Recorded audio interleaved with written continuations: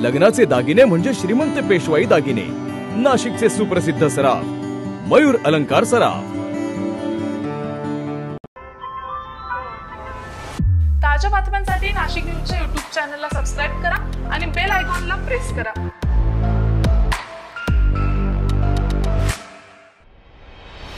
एका महिन्यात दामदुप्पट करून देण्याचं आमिष दाखवून ब्रोकरनं एकाच तब्बल 4.25 लाखांना गंडा घातल्याचा प्रकार समोर आलेला आहे। शेअर मार्केटमध्ये गुंतवणूक करण्याच्या बहाण्याने ही फसवणूक करण्यात आली असून याबाबत गंगापूर पोलीस ठाण्यात फसवणुकीसह अपहरणाचा गुन्हा दाखल करण्यात आला। पोलिसांनी दिलेल्या अधिक माहितीनुसार साईनाथ वारुजी घोलप असं संशयित ठगबाजाचं नाव आहे। तो चांदवड तालुक्यातील बिगवट येथील रहिवासी आहे।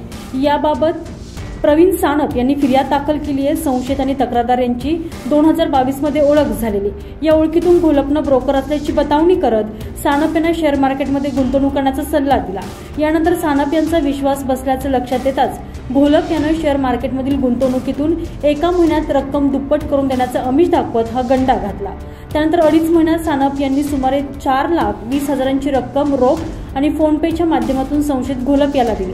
मात्र 2 वर्ष उलटून देखील गुंतवणूक आणि दामदुप्पटची रक्कम पदरात न पडल्यानं सानप यांनी अखेर पोलिसात धाव घेतली असून सहाय्यक निरीक्षक बैसाने पुढील तपास करत आहे।